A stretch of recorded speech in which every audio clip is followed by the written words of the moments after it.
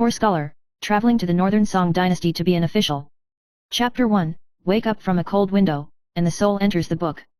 The sky is not bright, and the rooster crows 3 times.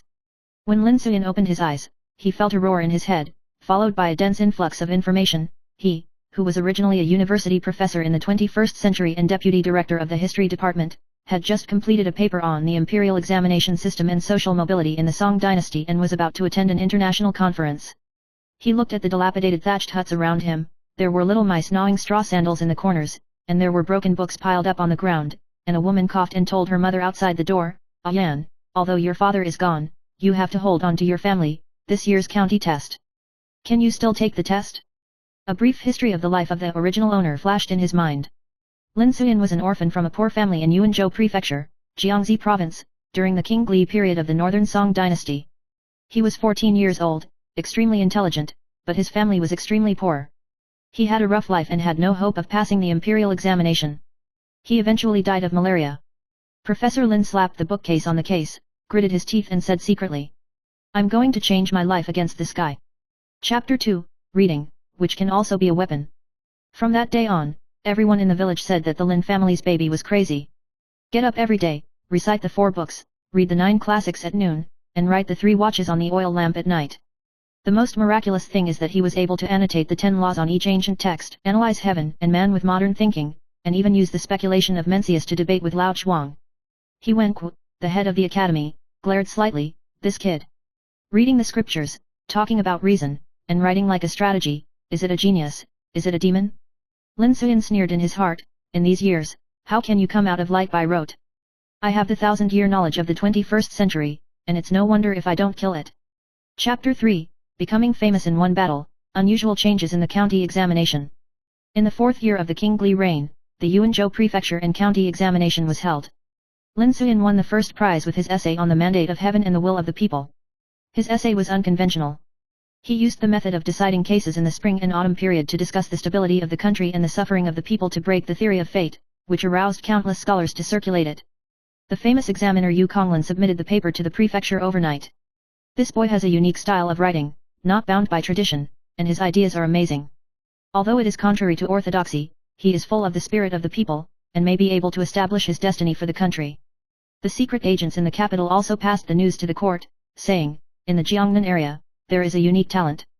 Chapter 4, Going to Beijing to take the exam, meeting Fen Jiayun for the first time. In the spring of the following year, Lin Suyin entered Kaifeng, the capital division, and competed with talents from all over the world.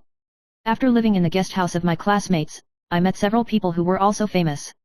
Chu Yuanzheng, born in the southern Wang family, has a tactful writing and deep scheming. Chen's Haihan, the princess of King He, took the exam under a pseudonym, hiding her sword in her writing, and aspiring to assist the government. Du's Higsu, born a nobleman, but with elegant interests, loves to be friends with talented people from humble backgrounds. There is not only a friendship between this group of people, but also a life and death foreshadowing in the future officialdom. On the 3rd day of the examination, Lin Suyin shocked the chief examiner again with an essay titled On the Balance Between Official Administration and Laws, saying bluntly, if the official administration is not rectified, the people will be like fish in the water. If there is no balance between laws and regulations, the powerful and wealthy will run rampant.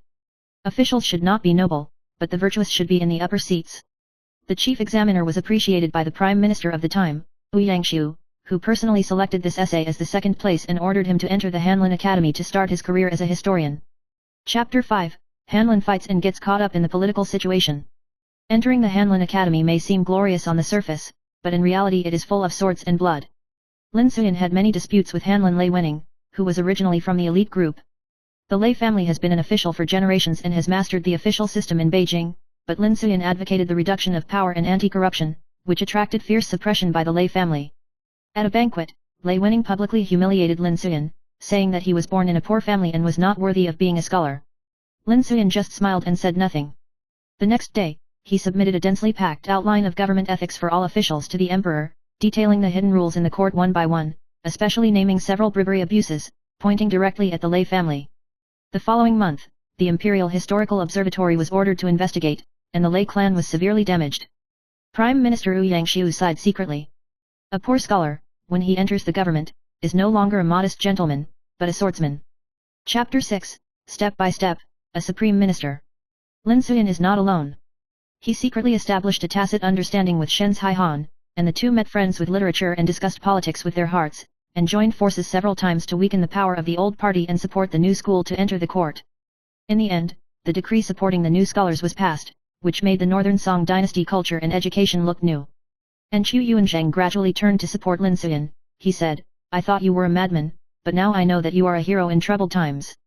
In the 10th year of the King Gli reign, Lin Suyin was 30 years old and was promoted to the Minister of the Ministry of Revenue, presiding over the reform of the money and grain system. 2 years later, he was appointed as the Secretary of the Central Secretariat, and 3 years later, he took charge of the central government and faced the Emperor directly. One day, Emperor Taizong summoned him and asked, "Mr. Lin, do you know why I chose you as the Prime Minister?" Lin Suyin replied, "I don't know." Taizong nodded, "It is precisely because you never thought that you should be a Zaifo that you are truly trustworthy."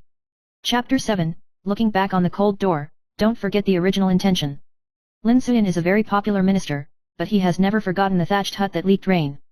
He often mentioned in the court, "If it weren't for the suffering of the poor family, I would not know the suffering of the people. If there is no book as a boat, how can you turn over?" He set up the Poor Scholars Hall to open the admission of children from poor families, regardless of their background, but only to test articles and aspirations. He built his hometown into a school town and named it Zaolin. A student asked why. He replied, "Zao trees bear fruit late, but they are sweet. Just like the children of poor families, they suffer early but enjoy the sweetness in the end." Chapter 8, The wind is rising from the center, the king's heart is hard to predict. In the 14th year of King Gli, Lin Suyin was appointed as the Pingzhongshi of Zongshu Mengxia, and officially ascended to the position of Zaifu, becoming the youngest minister of the dynasty. However, after the high position, the real storm quietly set off. Although Emperor Zhao Zhen reused Lin Suyin, he also began to have doubts about his people-oriented theory and the power of scholars. In the midst of the many summons in front of the emperor said with a temptation, "Mr. Lin cares about the people, which is very good. However, I always think that the boundary between officials and the people should be like fish and water, which cannot be mixed together. Do you understand?" Lin Suyin leaned over and replied, "If a fish does not know the depth of the water, it will easily capsize. If an official does not know the suffering of the people, the country will no longer be a country." This saying was widely circulated, but it also made the powerful officials in the court feel uneasy. In particular, Xian Guanshan, the Minister of Justice, Zhang Jingkong, the Vice Minister of the Ministry of Personnel, and others began to plot to frame Lin Suyin. At the same time, there were rumors in the Hanlin Academy that Lin Suyin had frequent contacts with Princess Shen Haihan, and they might have an improper private relationship and disrupt the court order. Chapter 9, The Bloody Case in the Library, The Night Rain Floats Names. In the spring of the 15th year of King Gli, a sudden fire burned down the Poor Scholars Hall set up by Lin Suyin, and dozens of poor students were killed in the fire. The capital shook, and the people mourned. Some people say that it is a fire, some people say that it is God punishes arrogant officials, and some people even hint that this matter is related to Lin Suyin's promotion of the equalization law to offend grain merchants and landlords. Lin Suyin stood in the scorched earth, holding a charred copy of the Book of Rights in his hand. He was silent, but sent a letter to the emperor that night. "I would like to request to be suspended from office for 100 days, blame the supervisor for negligence, and ask for a thorough investigation of this matter to correct people's hearts." All officials were in an uproar. There had never been a case of a prime minister asking to resign for investigation. The emperor pondered for a long time in the imperial study, and finally approved.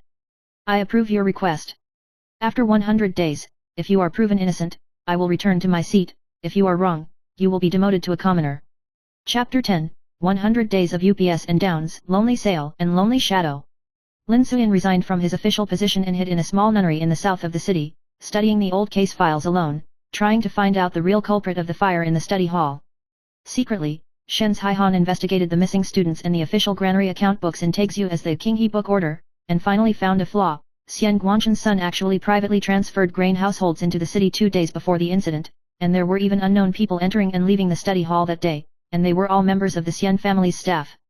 However, just as she was about to submit a memorial, she was framed and detained in the inner prison for disguising as a man to sneak into the imperial college. At this moment, Chu Yuanzheng and Du Hixu took action again.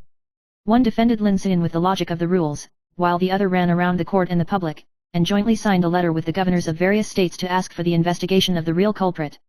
Above the capital, the wind and rain are coming. Chapter 11, Returning to the court and debating with the three officials.